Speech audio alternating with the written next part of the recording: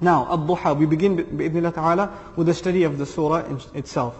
As far as the context of revelation is concerned, يُذْكَرْ أَنَّهُ انْقَطَعَ الْوَحْيُ أَيَّامًا, that it's mentioned that the revelation was discontinued for a few days. فَحَزَنَ الرَّسُولُ صَلَّى اللَّهُ عَلَيْهِ وَسَلَّمَ, then the Messenger ﷺ was depressed, and he was very saddened that revelation stopped coming. لذلك حزنا شديدا حتى قال قسم من المشركين ما نرى ربك إلا ودعك وقلاك. He was intensely grieved by the fact that revelation stopped coming for a while, this fatra, this gap, until a group from among the mushrikun, some of, like Ibn Kathir rahimahullah mentions, it was the wife of Abu Lahab, right, that actually said this or started this kind of sarcastic comment. They basically said, oh, we see that your Lord, or your Master's pretty much said goodbye to you. وَدَّعَكَ. The only thing left for him to do now is to say goodbye to you, and he's abandoned you, and he's unhappy with you, it seems. وَقَلَاكَ. وَدَّعَكَ بِمَعْنَى تَرَكَكَ وَقَلَاكَ بِمَعْنَى أَبْغَضَكَ وَتَرَكَكَ. Wadda'a means to, he's abandoned you, he's left you, and qala, that's going to come in the ayah also, is that he's displeased with you. So some mufassirun say, because of these sharp comments of the mushrikun, it is in response to those comments that this surah was revealed. Before we go any further, you have to understand some things about the historical scenario that we're dealing with. The Messenger of Allah sallallahu alaihi wasallam is delivering this message. And he is ultimately concerned with the plight of humanity. We have to appreciate the burden on his shoulders. And I mention those words strategically because in the next surah, Allah will talk about that burden. Okay? Allah Azza wa Jalla will mention wizr, meaning the burden on the shoulders of the Messenger sallallahu alaihi wasallam. There's no more messengers coming. If he does not deliver the message properly, then it's not just the Quraysh who get destroyed, all of humanity is destroyed. It's an enormous amount of pressure on his shoulders, alayhi salatu wasalam. So when he's delivering this message and people are not accepting, instead of complaining that the people are not accepting, he's constantly worried, maybe I didn't do something right. Maybe there was something missing in my efforts. So he's always, almost internally blaming himself. And Allah Azza wa Jalla constantly tells him, this is not your fault, you have nothing to worry about. These people, they're the ones that are at fault, etc. So Allah constantly consoles His Messenger. But the Quraysh see this opportunity of a few weeks or a few days of revelation not coming, and what do they say? Oh, no new ayahs today? No surah today? Oh, I suppose he's not happy with you anymore. And they're chuckling among each other. They think it's funny that they make these kinds of sarcastic remarks to the Messenger of Allah sallallahu alaihi wasallam. Now the Messenger alayhi salatu wasallam, not that those words, he gives them weight, but it's the thought starts creeping in his mind that maybe I did do something wrong. Maybe that's why revelation stopped coming. Maybe that's why revelation stopped coming. One of the benefits of knowing the oath in the beginning, the first ayah of the surah, Ad-Duha, Allah swears by the morning light. Ad-Duha is the time of day in which there is activity. Al-Fajr is still early morning. People are just starting to wake up. But Ad-Duha, it's hustling and bustling, it's rush hour on the highway, everything's moving around. It's the time of, basically, the time of day that is full of life. That's full of life and activity and movement. That's Ad-Duha. Allah swears by that time, and by the way, we mentioned some of this before, when the word Duhaha came up, the light of the sun can be soothing and it can also be scorching, right? Later on in the day it can get pretty intense and it's painful. But early in the morning the light of the sun is actually soothing and wonderful. And it's something lively. Allah swears by the soothing light of the morning. And what that teaches us is, it's a parallel drawn between the revelation coming upon the Messenger sallallahu alaihi wasallam. When the revelation used to come to him, it was like the soothing light of the sun falling upon him. It was full of life.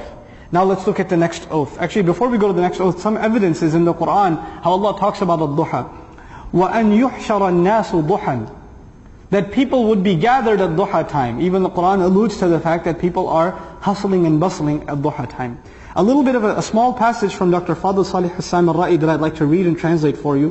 وَقَدْ أَقْسَمَ اللَّهُ تَعَالَى بِالضُّحَى وَاللَّيْلِ إِذَا سَجَى. Allah has certainly taken an oath by Ad-Duha, the soothing morning, and also by the night as it becomes still and lifeless.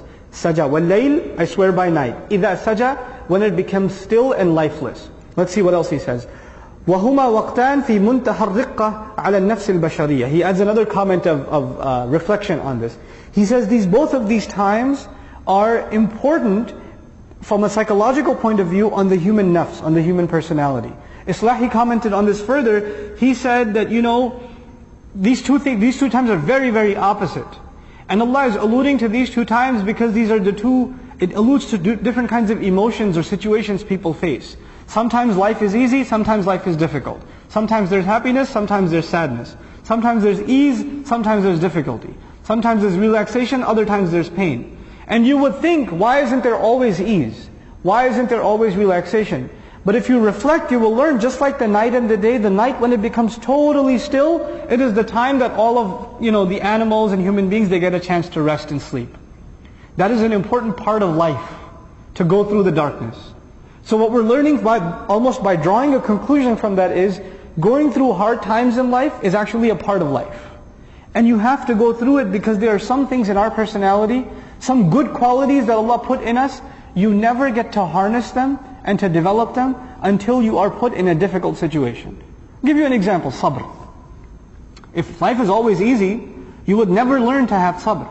It's a quality Allah put inside of us, it's a virtue Allah put inside of us, but it only comes out, and it only manifests, and it only blooms under difficult circumstances. Gratitude. Only when something is taken away, you become more grateful of what you had. And when you get even a little, the gratitude comes out and harnesses. So even in difficulty, there's a blessing. The day has its soothness and its comfort and its relaxation, and yes, the night is still and deathly, and it's motionless and it's depressing, but both of them have a role to play. So that's what he's talking about as far as them having an effect on the person. أعوذ بالله من الشيطان الرجيم.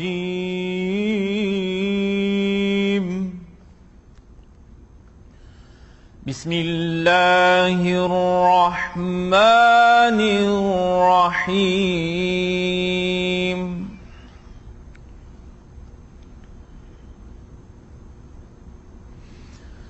والضحى والليل إذا سجى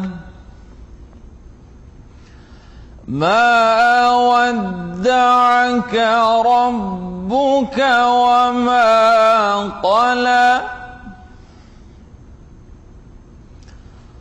وللآخرة خير لك من الأولى ولسوف يعطيك ربك فترضى ألم يجدك يتيما فآوى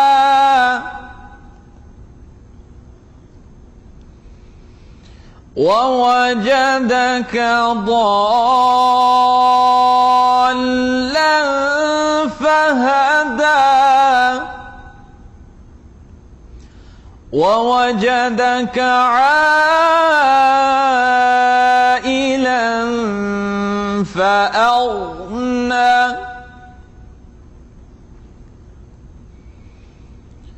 فأما اليتيم فلا تقهر وأما السائل فلا تنهر وأما بنعمة ربك فحدث